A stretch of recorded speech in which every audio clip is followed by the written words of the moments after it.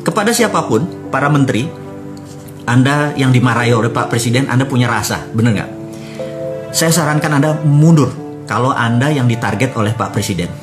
Atau kalau Anda bukan yang tidak ditarget, tetapi Anda merasa Anda tidak mampu, mundur. Karena sekali lagi, kami, rakyat, kita ini sudah capek Indonesia nggak pernah jadi juara dunia lagi.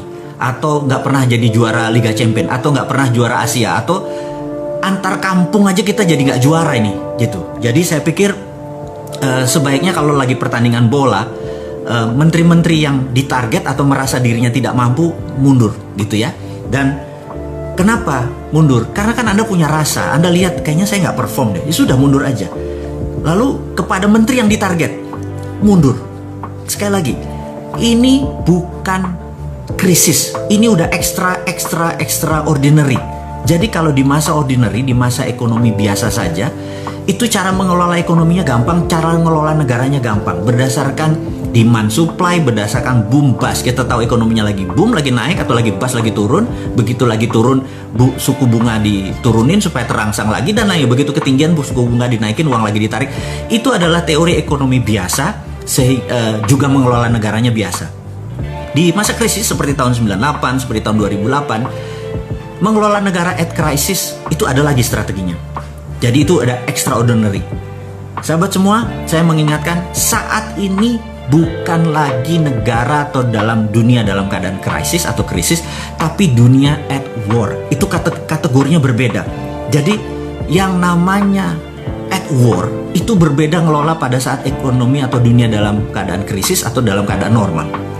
Sejak 2017 dunia confirm dalam keadaan economic at war, karena menurut saya kebijakan kemarin 2017 sampai 2019, sekarang sampai 2020 udah 3 tahun, ini salah kaprah karena melihat dunia hanya dalam keadaan krisis. Tidak, sekali lagi ini dalam keadaan war. Saya sekedar mengingatkan, ketika Donald Trump dilantik Januari 2017, besoknya Pak Trump menaikkan anggaran militernya menjadi 700 billion dolar. Saya mau ingatkan, anggaran militernya 700 billion dolar. Padahal biasanya cuma 500, naik 200 billion. Saya hanya mengandaikan anggaran Menteri Pertahanan di Indonesia, anggaran militernya di Indonesia adalah 135 triliun rupiah, atau kalau didolarkan adalah 9 billion dolar. Indonesia anggaran militernya hanya 9 billion dolar. Sementara Amerika dalam 1 tahun nilainya 700 billion. Sahabat semua, saya sekedar mengingatkan bahwa jika seluruh anggaran militer dunia digabung, Tiongkok yang 200 billion, Jepang, Korea Selatan, Australia, semua di total, itu masih lebih banyak anggaran militer Amerika. Dan Amerika memang mendominasi militer, mendominasi. Dan keesokan harinya dia mengangkat Pompeo menjadi Direktur of CIA, orang number one CIA. Dan kita tahu dunia militer itu ada 2. Yang satu kombatan atau perang atau pakai bedil, di mana 60% dari anggaran yang 700 billion tersebut untuk kombatan, yang 40% adalah untuk CIA operation. Ini mengagetkan dunia. Karena artinya pada saat itu Trump sudah mendesain Amerika dalam keadaan war atau perang. Disinilah preparationnya Amerika sudah matang. Kemudian 2017 akhir 2018 awal Amerika declare trade war atau perang dagang, karena Amerika dulu mendominasi dunia. Jadi gini, negara itu berdaulat kalau ada yang didominasi. Jadi contohnya Korea Selatan, dia mendominasi kecantikan, make up, beautician. Jadi dia gunakan K-pop dan drakor sebagai frontingnya, back endnya adalah industri kosmetik. Untuk bukti, saya tahu sahabat semua pasti penggemar drakor, drama Korea, dan kamera di dalam mengambil syuting acara drakor pasti fokus di wajahnya. Anda akan terpesona dengan wajah orang Korea yang gak ada pori-pori tersebut. Dan Anda bisa jatuh cinta karena cantik atau gantengnya orang Korea tersebut. Nggak kayak saya begini kan mukanya, ada tambelan-tambelan. Kalau mereka mulus gitu ya, jalan tol pantat bayi aja kalah mulus gitu ya. Nah, jadi itu adalah etalasenya, itu adalah front end-nya. Begitu kita terpesona, dunia terpesona, film itu disebar gratis. Itulah kalau negara kompak dengan pengusahanya. Kemudian Korea mendominasi kosmetik. Di seluruh dunia kosmetik dikuasai oleh Korea. Dan itulah namanya world domination. Dan kita tahu military domination masih dikuasai oleh Amerika. Jadi sahabat semua, setiap negara untuk berdaulat harus ada yang didominasi. Kemudian kita tahu China, Tiongkok, dia mendominasi trade domination. Jadi kita tahu bahwa kalau ditanya siapa yang menguasai perdagangan, Cina number one. Kemudian siapa yang menguasai mendominasi informasi teknologi, Amerika. Kemudian siapa yang mendominasi keuangan dunia, Wall Street, gitu ya.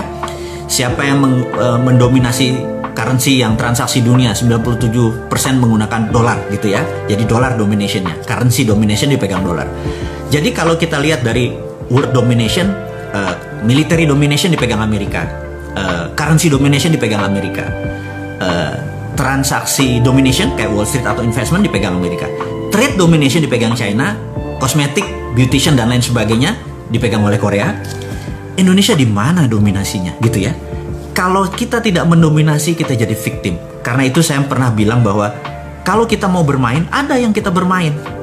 Kita ini berada di 80% wilayah kita adalah lautan, dan lautnya adalah di Khatulistiwa, di mana tempat beternak atau bertelur hampir seluruh kehidupan laut adalah di wilayah yang berkarang dan seperti Indonesia ini. Sehingga kita punya teh jangan sampai di Bremen menguasainya, kita punya tembakau ada di Eropa juga pasarnya atau bursanya. Kalau kita mau mendominasi, ini yang saya mau sarankan ke pemerintah sekarang. Kalau kita mau berdaulat, apa yang kita dominasi? Yang kita mau dominasi adalah bursa ikan. Jadi kalau bisa, Indonesia menentukan harga ikan dori, harga ikan apapun, salmon, apapun itu.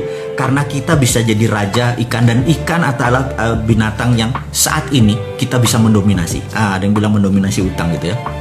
Sahabat semua, jadi kalau kita mau bernegara, mau menjadi negara berdaulat, seperti misinya kita, seperti impiannya kita, seperti tugas kita mengingatkan bernegara adalah yuk menjadi negara berdaulat.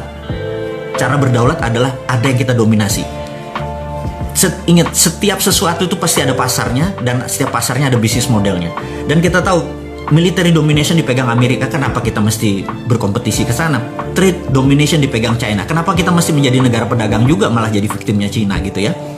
Jadi ini adalah sekedar usulan-usulan di mana sahabat semua mengerti bahwa niat kita mengingatkan pemerintah, karena saat ini saya merasa miris tidak ada satupun negarawan yang mengingatkan pada saat negara ini salah. Padahal ada senior-senior kita itu misalnya Pak Tri Sutrisno, Pak Amin Rais, Ibu Megawati. Itu kalau ada milenial melakukan kesalahan, tempeleng aja mereka, kamplengi mereka, tapi ya sangoni, ini loh cara yang benar. Setelah dinasihati, ini cara yang benar. Jadi saat ini banyak kesalahan-kesalahan dari pemerintah atau kebodohan-kebodohan dari para menteri atau pejabat. Satu pun tidak ada negarawan yang mengingatkan dan meluruskan. Jadi apalah kita ini, komunitas kita ini tidak anti pemerintah. Kita ingin negara kita berdaulat, itu kita peringati dan kita kasih cara yang benar. Jadi sahabat semua, kita nggak akan lelah mencintai negara ini, walaupun negara ini dikelola oleh pengusaha yang saat ini, penguasa yang saat ini mungkin sebagian mencintai negara lain. Nggak apa-apa, kita pokoknya terus aja berjuang. Jadi kembali ke marahnya presiden.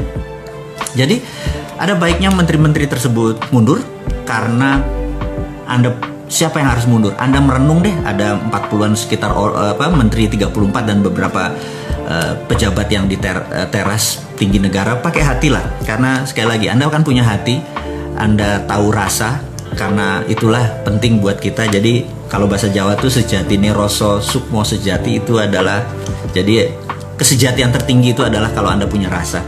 Dan saya yakin semua orang punya rasa. Jadi gunakanlah sukma sejati Anda, yaitu rasa, sehingga negara ini bisa berjalan dengan baik, yaitu mundurlah menteri-menteri yang tidak kompeten gitu ya. Oke. Kemudian saya juga mengingatkan untuk sahabat semua, sahabat muda semua, saya ini memprovokasi Anda semua bahwa tahun 2024 kalau bisa pemimpin negara ini mulai dari partainya, mulai dari pemimpinnya, kalau bisa usianya yang saat ini mereka di bawah 40 tahun. Maksud saya begini, saya sudah melihat banyak sekali dalam 2 bulan terakhir ini, telepon, ngobrol, jumpa darat bahkan seminggu ini, sama mereka-mereka pejabat pengelola negara yang atau orang-orang yang sudah umurnya di atas. Seperti saya deh, orang-orang yang gak berguna ini. Saya kalau ngobrol sama mereka, mereka sudah butek dengan apa yang terjadi di Indonesia, di negara kita ini. Karena mereka sudah semua jurus mereka sudah pakai. Maka jawaban saya adalah, udahlah mundur aja kalian. Anak-anak muda ini yang di bawah 40 tahun sekarang, yang milenial itu bisa ngelola negara lebih baik dari Anda semua. Itu kata saya.